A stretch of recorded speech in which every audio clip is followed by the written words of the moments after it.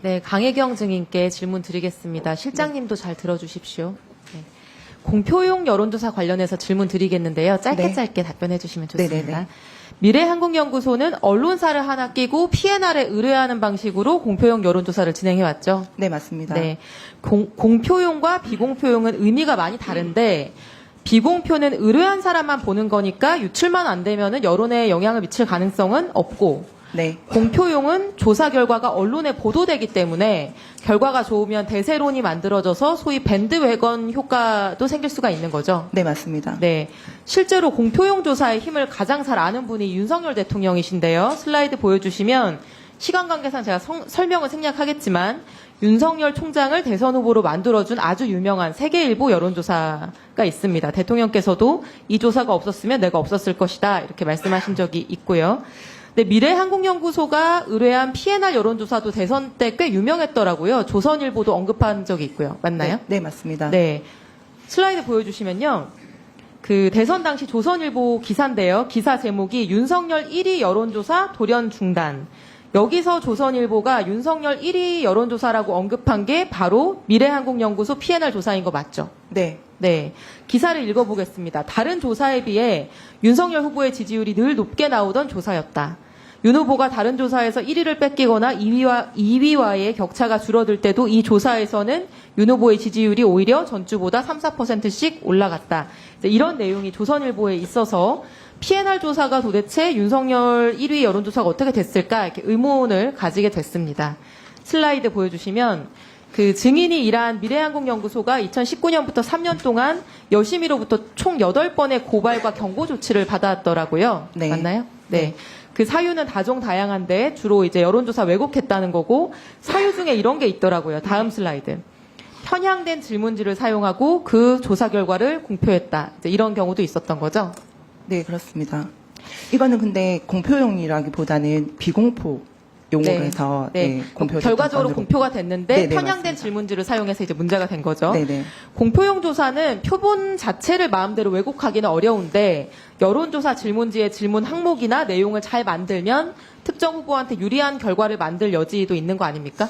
근데 그 공표용의 설문지는 선관위에도 이제 컨펌을 받기 때문에 선관위에서 이제 오케이를 했을 때 그 질문지를 가지고 진행을 합니다. 네네.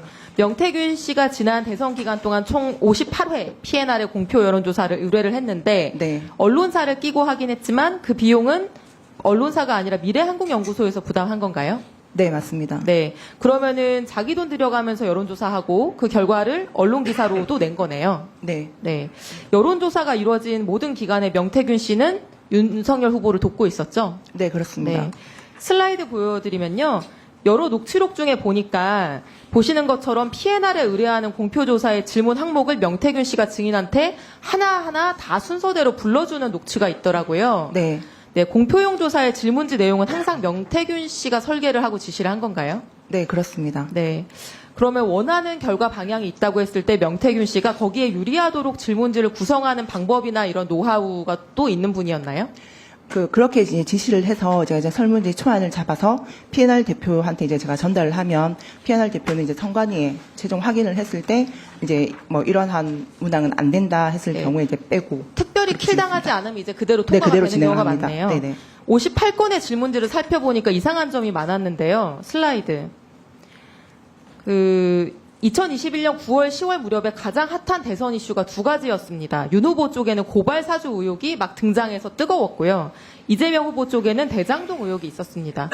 그 무렵 다른 공표조사들의 질문지를 보니까 대체로 이 고발 사주와 대장동 두 개를 다 넣어서 균형 있게 물어보는데 PNR 조사에서는 9월 말부터 10월 말까지 총 4번의 공표조사를 하면서 계속 대장동에 대해서 물어보고 그중 3번은 계속 고발 사주는 빼고 대장동만 물어봅니다. 그래서 좀 불균형해 보이는 측면이 있는 것 같고요. 그래서 대장동 특검이 필요하냐, 대장동이 이재명 게이트냐 아니면 국힘 게이트냐 이제 이런 질문을 여론조사에서 계속 던지고 슬라이드 보여주시면 그러니까 이제 계속 언론 기사에 이런 제목이 잡힙니다. 대장동 특검 필요 64%, 대장동 게이트는 이재명 게이트다 54%. 이게 고발 사주를 같이 물었으면 기사 제목에 둘 다 들어갔을 텐데 대장동 기사만 계속 생산되고 부정적 인식이 강화된 걸로 보이거든요. 이게 여론에 영향을 미쳤을까요? 안 미쳤을까요? 의견이 어떠십니까? 미쳤을 가능성이 높기는 한데 이 설문지 또한 이제 선관위에서 이대로 진행을 해도 된다 했기 때문에 진행을 했던 건입니다. 추가 질의 안 하실 겁니까? 네. 추가 질의 3분을 그러면 쓰고 추가 질의 안 하는 걸로. 요청을 하셨어야죠. 네. 아니.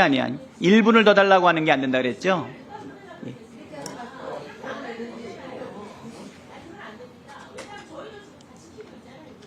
아니요. 저한테 요청하지 않았어요. 1분만 더 달라 그랬지 보충 질의를 달라고 하진 않으셨어요. 자, 그러면 이소영 의원님까지만 하고 이소영 의원님 추가 질의 안 하실 겁니까? 네. 예, 추가 질의 안 하시는 걸로 하고 제가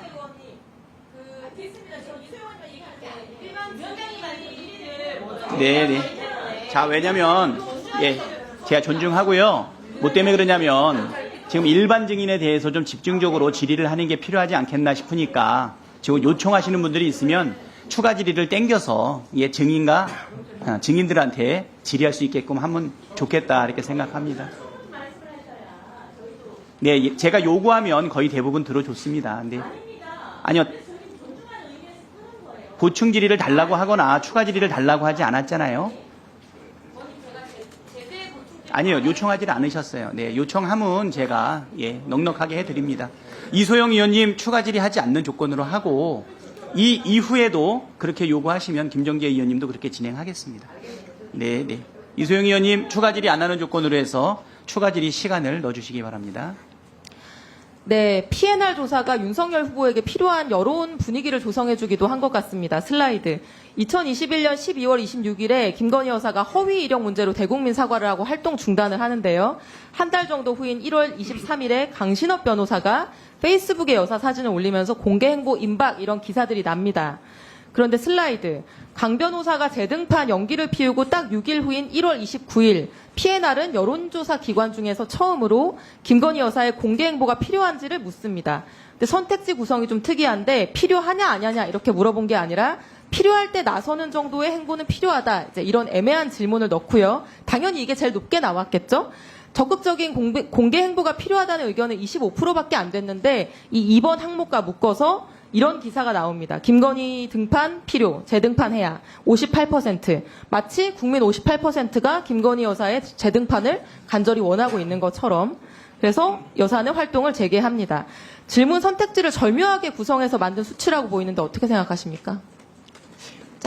결과 값이 이제 뭐 높게는 나왔지만은 그 중간 과정에 조사하는 과정에서는 뭐 조작이라든지 그 설문지에 관해서 약간 뭐 편향이 됐다라든지 이런 부분은 없었습니다. 그 선관위에서 항상 저희가 그 PNR 대표가 공표조사 같은 경우는 선관위에 여심위에 그러니까 명태균 항상 씨한테 그런 의도가 있었을지라는 것에 대해서 물어본 건데요. 본인이 네네네. 아니니까 뭐 모르실 수 있다고 생각합니다.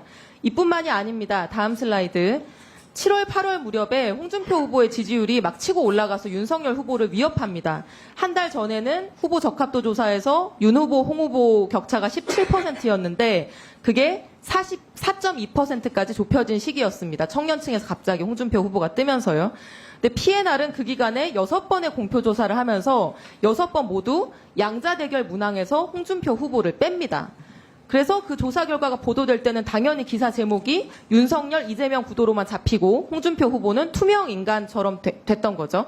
그래서 이 조사 결과만 본 사람은 아 보수 대세 후보는 윤석열 후보이구나 이렇게 인식하게 됐을 걸로 저는 생각이 들고요. 이 역시도 윤 후보에게 유리하게 하려는 명태균 씨의 의도가 있었을 수 있을까요? 설문문항 그 지시는 명태균 대표가 한 게 맞기 때문에 아무래도 그 가상 대결에서는 뭐 누구를 꼭 넣어야 된다라는 거에 정해진 게 없기 때문에 윤석열 대통령 그 당시 후보를 알겠습니다. 올리기 위해서 했었습니다. 네, 증인은 이제 공표용 조사의 경우에 비공표하고 다르게 표본 조작이 없었다는 의미에서 네. 공표용은 조작이 없었다 이렇게 답변하신 네, 영상을 맞습니다. 봤는데 이렇게 58회의 공표용 조사를 돈도 안 받고 의뢰하면서 윤석열 후보에게 유리한 질문으로 지속적으로 조사를 하고 특정한 방향의 언론 기사들을 양산하고 여론에 영향을 미쳤다고 한다면은 이런 것도 일종의 표본 조작은 아니지만 여론 조작, 여론 왜곡이라고 말할 수 있지 않을까요? 여론 조작까지는 아니지만 약간의 편향이 좀 됐을 왜곡이라고 얘기할 수 있는 거 아닙니까? 왜곡까지는 정확히 말씀 못 드리겠습니다. 네. 네. 이상입니다.